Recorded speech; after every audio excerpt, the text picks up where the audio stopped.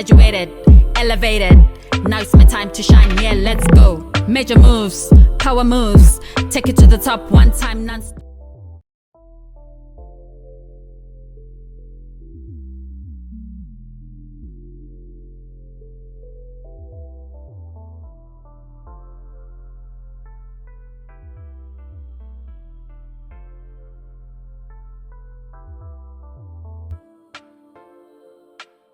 Hello and welcome to Ph.D. Hard Talk, Dr. Natalia Bielczyk. Could you please introduce yourself in terms of who you are, what you do, and we'll take you from there.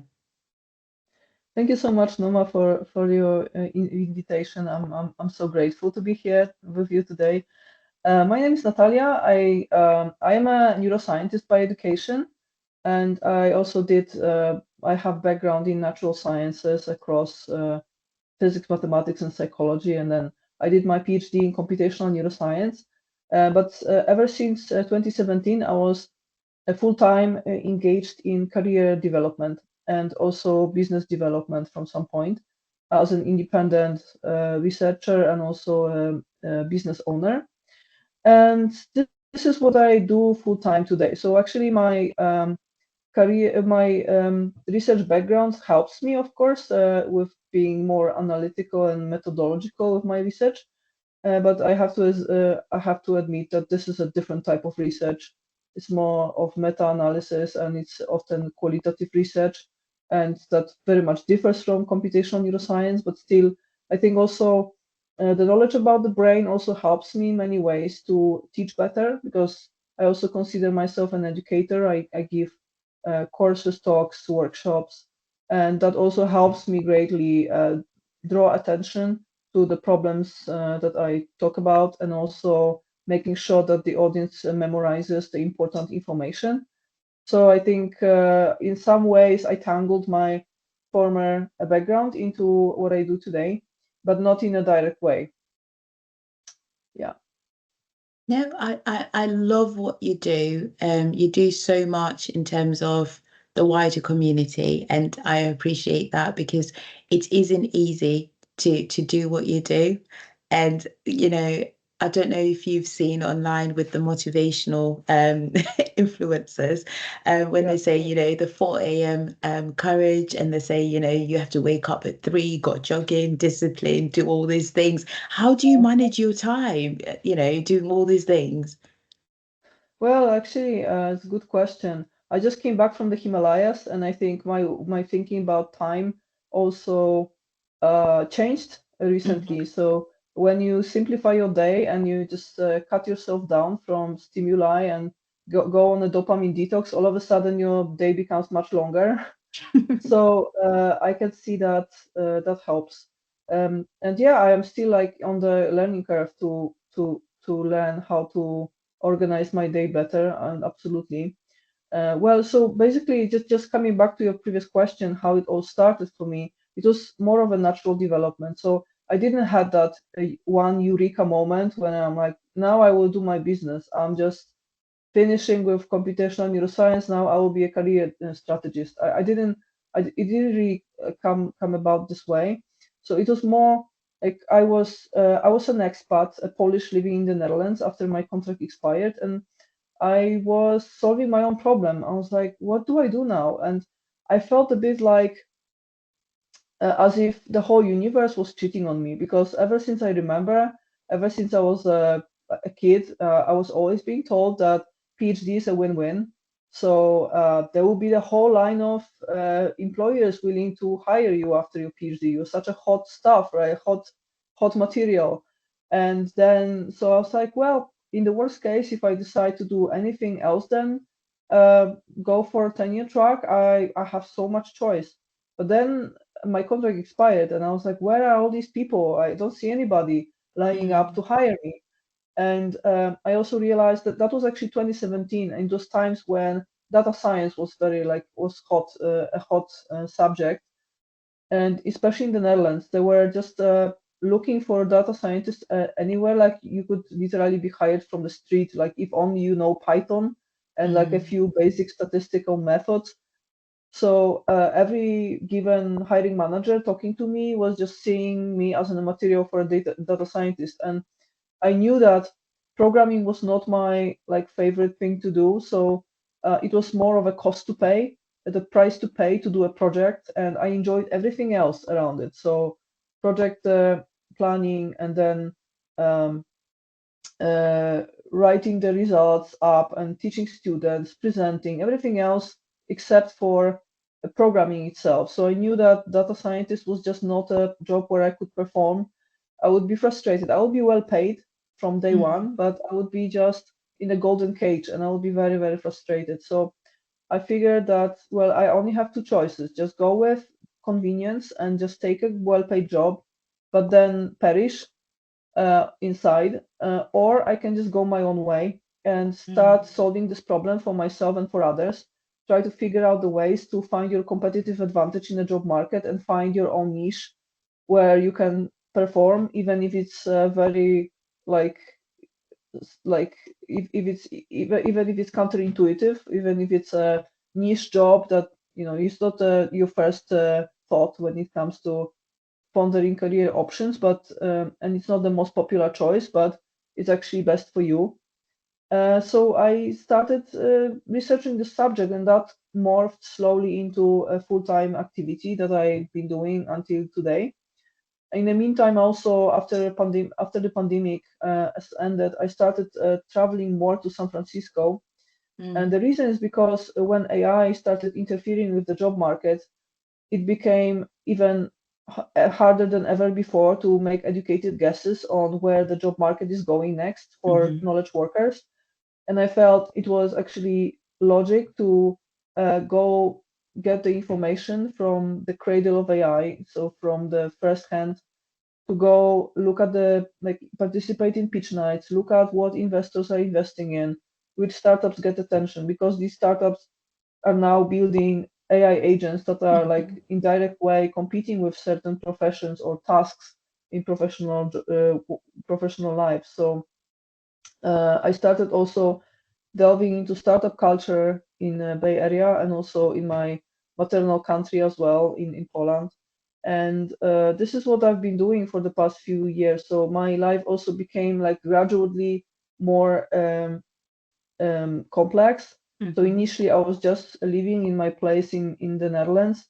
Then in the process I became a full-time traveler, and now I circle between a few countries. But it was just a natural progression. I was always trying to do things that were logic at the moment. And when it became logic to travel to US, I started traveling to the US. And I think and as a result, I also learned enough about business development to also get involved as a startup mentor. So not only help people build careers, but also help startups build teams. And so it's a natural progression. It's like when you start your own business, like every day is a new journey, and you just keep open-minded, and wherever it takes you, you go. No, I love that. And usually I would ask this question later on, which is, and you've touched on it. Do you think, in your opinion, higher education breaks the poverty life cycle? Or do you think, no, actually it's a myth because I've had to forge my own path? I was told that, I would get it on a silver plate, but no, that's not the case.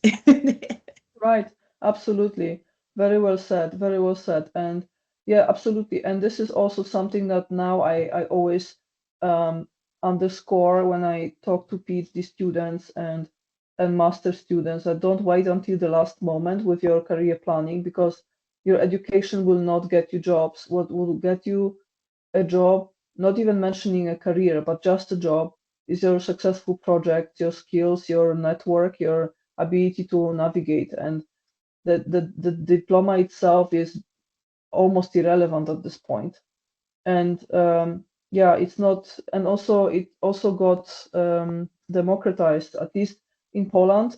Now we have same percentage of PhD graduates as in a generation of our parents we had a percentage of master graduates. It's about 7%.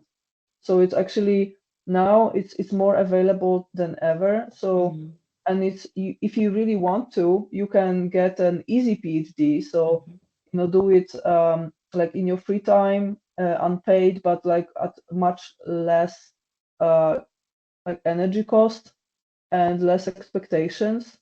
So it's not really the title in itself is just lost its relevance.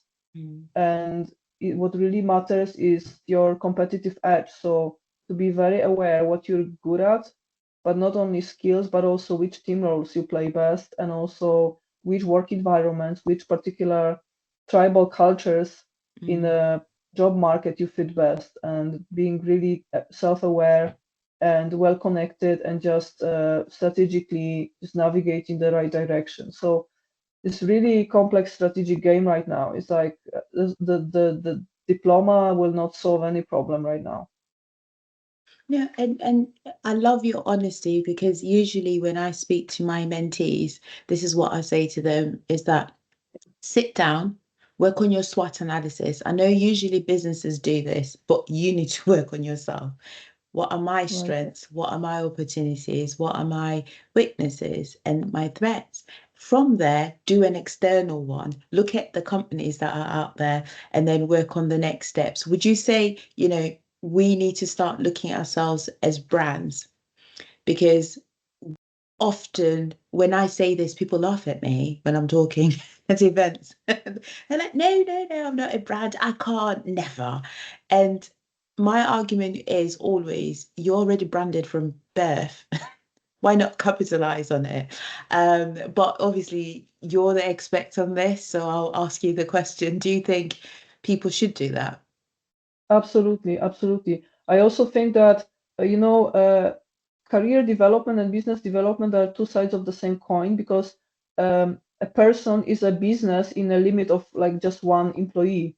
It's actually almost the same thing right now. So we all have to be our own PR agencies, brand managers, and sometimes just the whole concept of a company in just one person. So and absolutely, what you don't want is to end up as a fungible professional. So someone who is only hired because of their skill, because especially in times of AI, like specialist skills, you never know when it so happens that there is some software that could actually compete with you. So you definitely, especially now, you want to be hired for who you are as well, what values you represent, what's your work ethic, not only your skill, because skills are the easiest to replace.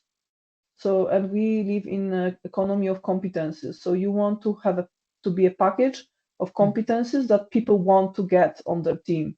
And the best way to make people aware of your competencies and your work ethic is to be vocal about it. Indeed, so represent yourself, talk about it on socials, talk about it on conferences. Just not be we're not living in times when you can hide in a cubicle and spend your whole career just safe and sound in working in one team. Actually, you have to represent yourself and make sure that you're at least known. You don't have to be a household name. It's not about being attention freak and just trying to get viral. It's just about being respected in a narrow field where you want to build your expertise, and making sure that people in your specific niche actually recognize you for what you do and how the person you are. And it leads me on to a comment that was made by a previous guest, which was Dr. Gia. And what she said was, you're a person with skills. Great, fantastic. However, you need people currency, because the person that's your sponsor behind closed doors who gets you more cheddar, essentially, has to say you have a personality too, so you can entertain people. And she said, skills can be replaced, which is what you're saying. So would you say that as individuals, in terms of millennials, because we have mobile phones and just to show, right? And we put them on silent because we don't want to be disturbed. We do not disturb. All of this has become a culture. Oh, I'm a Virgo, I can react this way because I'm a Libra, I'm challenging. And we're making it a norm. Or also, I think the other complexity, and please don't come for me, is I'm neurodiverse. I've got ADHD. I can be rude to you because I'm covered, right? I've got the Disability Act on my head. And Yeah. often employers are struggling because you're just genuinely being rude. You're taking so many micro breaks that is affecting operations. And now they don't know whether to dismiss you or not to dismiss you because you have neurodiversity. And I'm not saying other people aren't stigmatized or stereotyped, but I just want to get your insight on that because I think it's such a problem that people are walking on eggshells and avoiding to deal with. Right. Very good point. Actually, that's the dark side of diversity and inclusivity movement, right? That actually the obviously it has its like positive impact overall, and so that mental health as a subject became like it got exposure finally. And I have to say that in the startup world in Silicon Valley, it actually becomes the thing now. So they are like 15 or 20 years behind academia in that sense, that rediscovering America, that mental health exists. And there are first groups for neurodiverse founders right now. So it's actually just a matter of, it started after the pandemic. So it's very, very new movement. So there are still many work environments where talking about mental health is not a thing. So it's just starting now. So I think we need more debate in that sense. But at the same time, what you say is absolutely true, that it became just easy way out to just be like cognitively lazy and distracted and not work on yourself, because it's the easiest just to say, oh well, I have such an ADHD. If you ask a average person in the street if they have ADHD, like average adult, they would probably say yes, right? It's the easiest. Oh, I'm so distracted. I'm such an ADHD person. Like, so this is something that many people perceive themselves just because they don't even try to work on their working memory. And I recently had this story myself. I was actually feeling fatigue for some time, and I had to take naps in the afternoons. And my doctor said, well, maybe it's a premature menopause, maybe it's this, maybe it's that. I was like, oh my God, this is like, sounds really serious. Like, Yeah. And then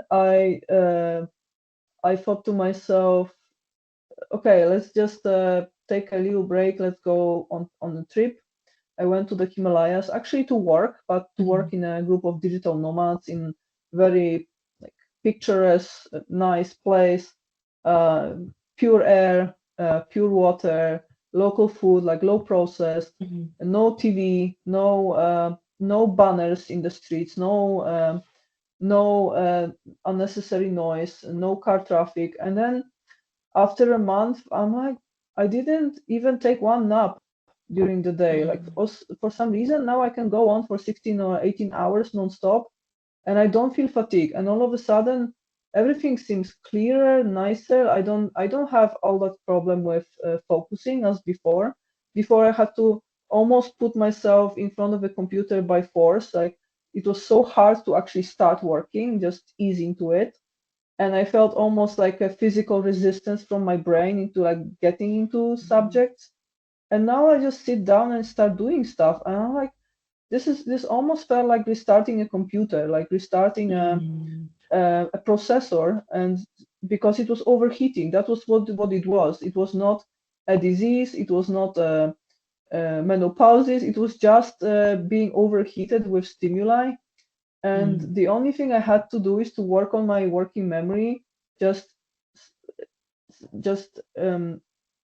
prevent myself from absorbing all this dopamine and information for some time, and it's so much better. And I think it's true for most people who feel overwhelmed and distracted. It's just a matter of creating yourself a better conditions, getting on dopamine detox, simplifying your daily life, and it has nothing to do with your cognitive impairment. But as long as you don't reduce some amount of sugar in your diet, which basically also distracts you, you don't just switch off your laptop and start moving around in a natural way, like getting on walks with no phone, let's say, and do all, like, introduce all these habits, healthy habits, to basically clear your mind. Meditation is very good, also, and so etc., etc. So there are dozens of habits you can try, but as long as you don't do that, yes, you will have a problem. Then, like, saying, well, I have ADHD is just an excuse. So indeed, it becomes a problem to employers. I myself, actually, I prefer in my business to actually work with contractors. I'm genuinely afraid of taking full-time employees, because especially when you work in the Netherlands, employees often exploit their employers in that sense. Like, they take a diagnosis from a doctor. Well, sorry, I'm burnt out. Or even if they clearly, like, they have no symptoms of burnout, but they can do it, and then you have to pay salary for up to 2 years. So there is a lot of exploitation also from employees. So, which is something I'm genuinely afraid of. So yeah, it is a problem. I agree with you. It is such a pandemic, because I work for a company that I covered Switzerland, Netherlands, Belgium, the UK, obviously, and Ireland. And if I was to go through my sickness cases where it was neurodiversity, I would say the cost on the business, and they never realized this, was actually a hefty amount. So then the decision we have to then sit down and fight with is, right, your salary is 70,000, for example, a year. We've spent 140 because we've sent you to medical specialist on top of your, your salary and the sickness and the insurance and everything else and you've got a Tesla parked outside, is a company car, you've got a company phone. And then also, because of childcare, because you're a specialist skill, we've covered the childcare for your children, and then you've asked for, what are the things, the cables that you put your bicycles on top of the car. So by the time you return it, it's got damage anyway. So then you think to yourself, right, what do we do? Do we continue down this path, or do we change it? And I think it's what you're saying. And I think, to be honest with the audience at home, they don't think about the cost on the business, and the fact that this is why a lot of people are being made redundant. It's because the business is sitting down and going, well, you're costing us more, so we'll rather restructure, get rid of you, and then start again. Maybe go to India. Why? Because it's different culture and different behaviors. Maybe we go to Indonesia. Why? It's different. You complain about the accent, but you know what? Their work ethic is different. So most people don't really sit down and try and rationalize with that. I'm not saying it's right, but what I'm saying is that's what businesses have to debate with, essentially. So moving on to the next question, because we've stayed there for quite some time, is, what are the 3 things that one should consider when applying for a PhD? Right. Very good question. Yeah, so I'd say, like, the PhD in general. Okay, so I will give you the answer that I think is the most relevant for people applying today. That was not necessarily relevant when I was applying over, like, maybe 15 years ago, right? So I think today, if you applying for a PhD, I think the first question to ask yourself is what you really want to do in life. And if that's research, if you have, like, a love for research and for science, it's no longer that academia is the only place to do it. It was the, like, default place to do it maybe 15 or 20 years ago. But now there are so many good R&D departments in tech companies and biotech companies. They often have also carry out peer-reviewed research on a very good level, published in top journals. And working there, you might actually have much better access to infrastructure, to work benefits, have much more stable life, because then you might actually get a contract for indefinite period. You might actually be listed on patents. You might get bonuses for every time you create new IP. So companies often reward that extra and give you some royalties also from whatever you create. So eventually, and also people working and being a managing those teams are often like very accomplished scientists that just decided to basically go, like George Hinton, the Nobelist in AI.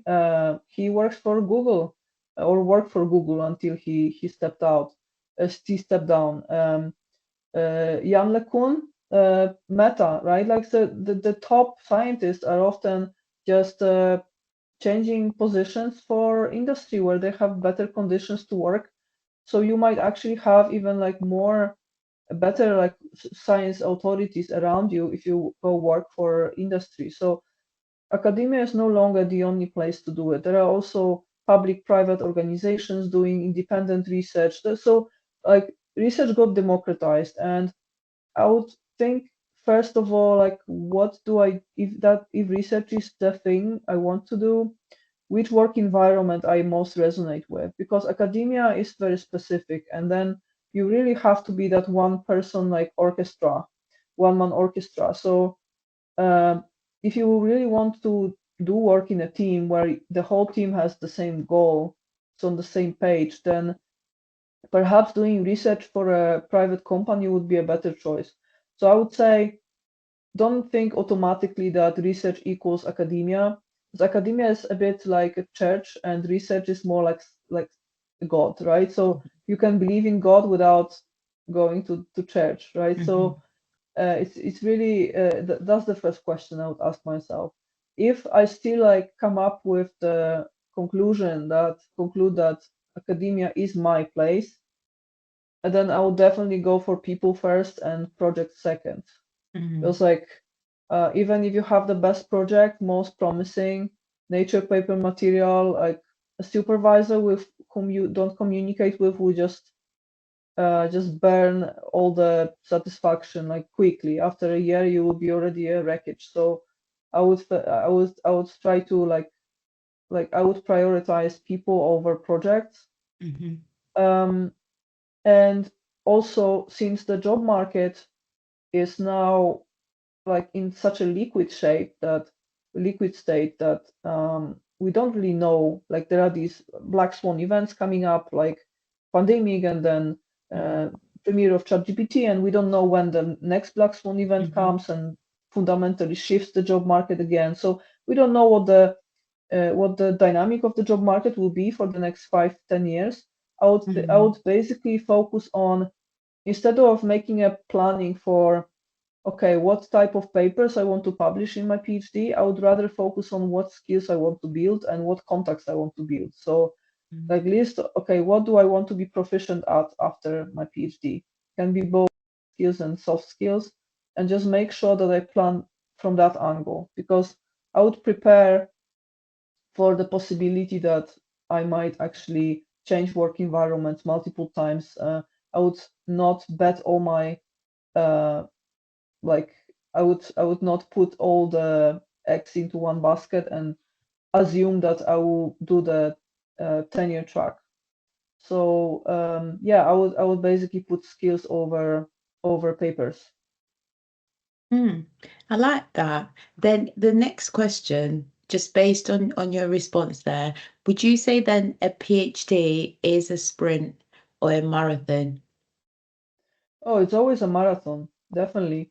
It's a marathon, but it also time passes by quickly. So it's a marathon that, well, it's actually Olympic Games, right? Because it lasts for 4 years, give or take. So it's Olympic Games, and at the end of the day, you're supposed to become an Olympic winner in your niche, in your narrow field, where you publish new original research. So you are on the frontier, right, of your discipline. So eventually, you win a gold medal in your particular scope of knowledge. So that's the ideal.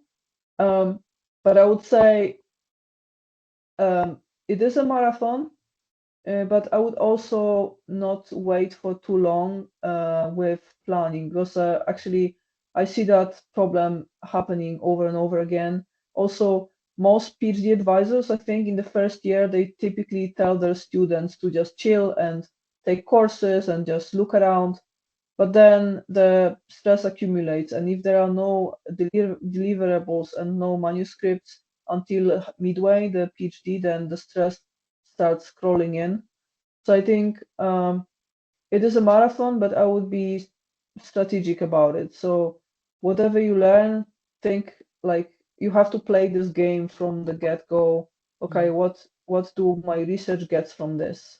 So maybe it's not necessarily the best idea to over schedule the first year with courses and just leave research for later. Maybe it's better to actually start trying at least some pilots, or write some review paper while learning about the subject matter, just to have some deliverables, because then the stress will go down and you will have much better, like, clearer mind and more peace of mind if you have something done already in your first year.